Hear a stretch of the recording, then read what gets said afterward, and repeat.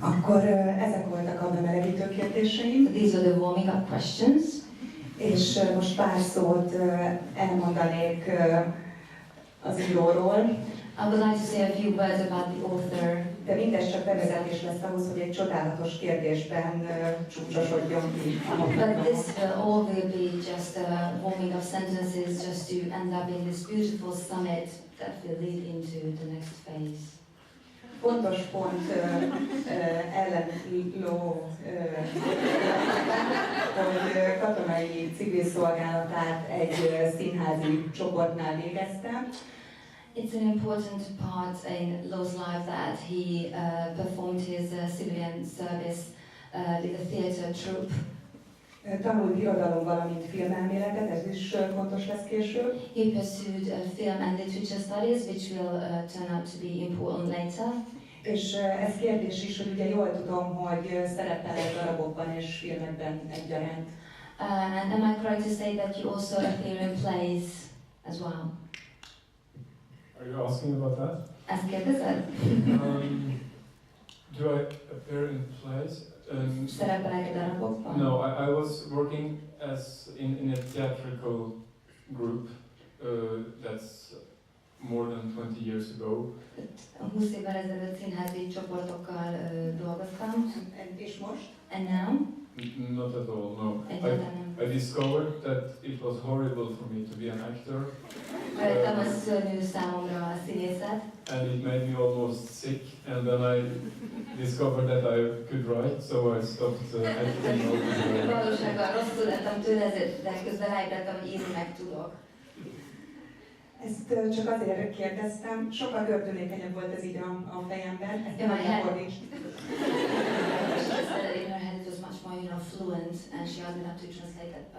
Mert ennek a könyvnek a formai felépítése nagyon-nagyon sajátságos.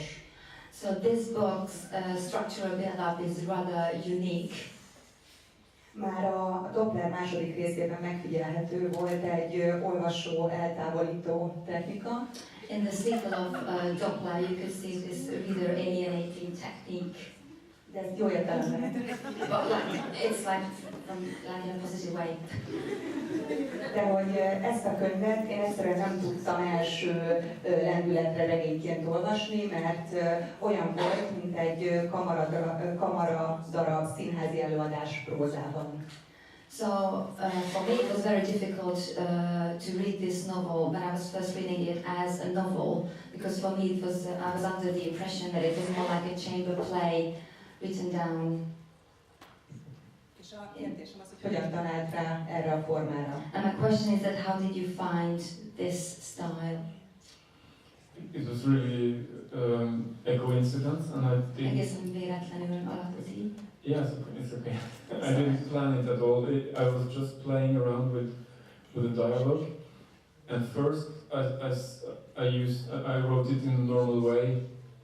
He said and she said, and then I took away all this sad stuff, and it was just naked dialogue. And I really started liking it, and I thought these people won't know who said what, and they will have to count, and they will have to get used to the voices and the ambience of the language to know who said what, and I just went on with that. Tehát egészen véletlen alakult így, tehát eleinte normális párbeszédként írtam le, tehát mondta ő, mondta így, aztán utána kivettem ezeket, és azt tettem észre, hogy akár össze is lehet keverni, hogy ki mondott mit, és így kialakult a hangjuk. And then in the beginning I thought maybe I will write all the novel like this, like a dialogue. Szerintem azt gondoltam, hogy az egész regényben párbeszédes formában írom meg esetleg.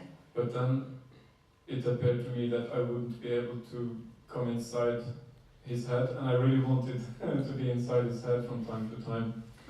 Tehát aztán azt szerettem volna, hogy benne legyek én is a fejében időről időre.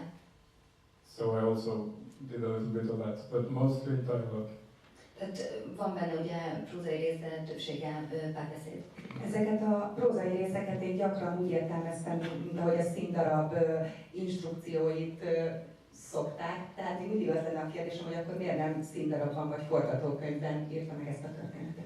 So I still read the descriptive parts as the instructions in a play.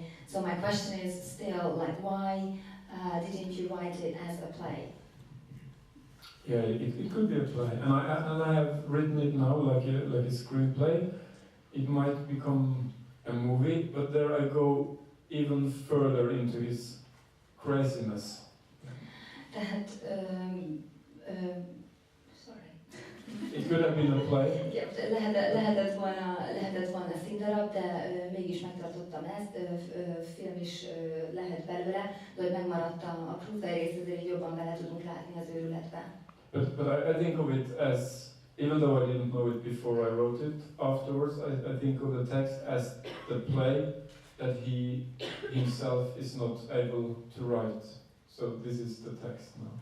Tehát ugye a szöveg azt a célt is szolgálja, hogy ő maga nem képes színdarabot írni, holott maga a forma színdarabi sajátosságot mutat. Én mindig elfelejtkezem arról, hogy egy könyvbemutatón főleg olyan emberek ülnek, akik még nem olvasták a könyvet. I usually forget that when there's a book launch, there are normally people who haven't read the book yet. Tehát egy dramaturgról van itt szó, aki nagy drámaírói vágyakat dédelget, de csak odáig jut el, hogy egy jegyzetet ír le, például azt, hogy Kína. So the main character is this scriptwriter whose greatest ambition is to write a fantastic play, but he ends up writing fragmentic notes, words like China. Yeah, that's true. As he does.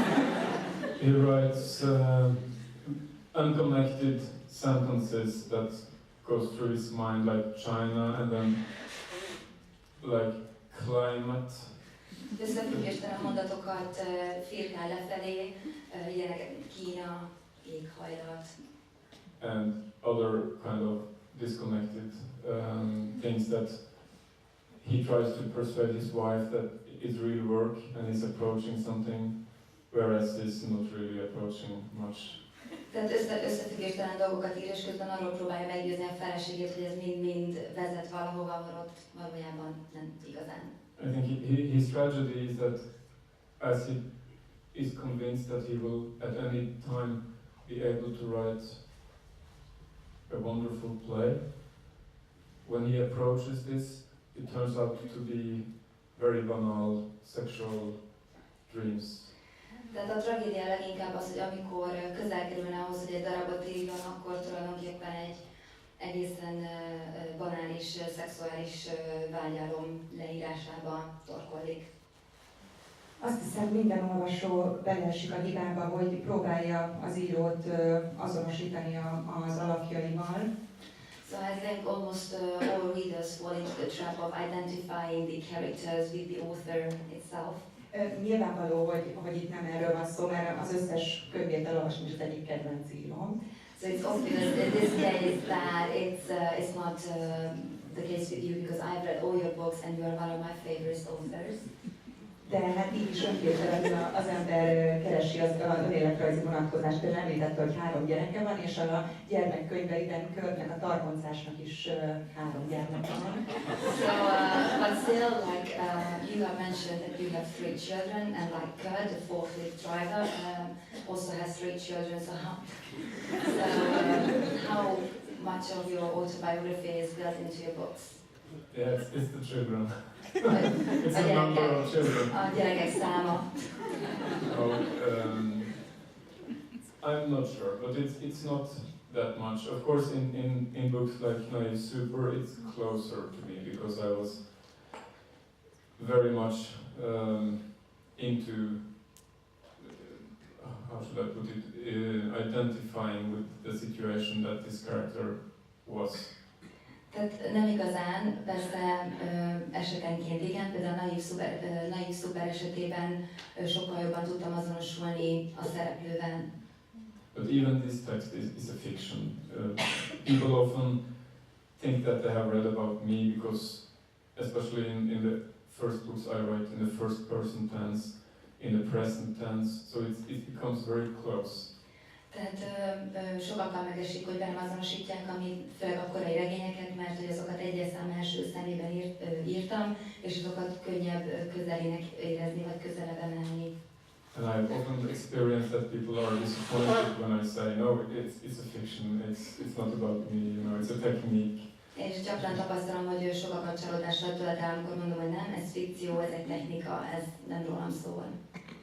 De ezt persze tudja az ember, meg próbálja így, tehát mégis mindig néztem a képet a hátsó borítón.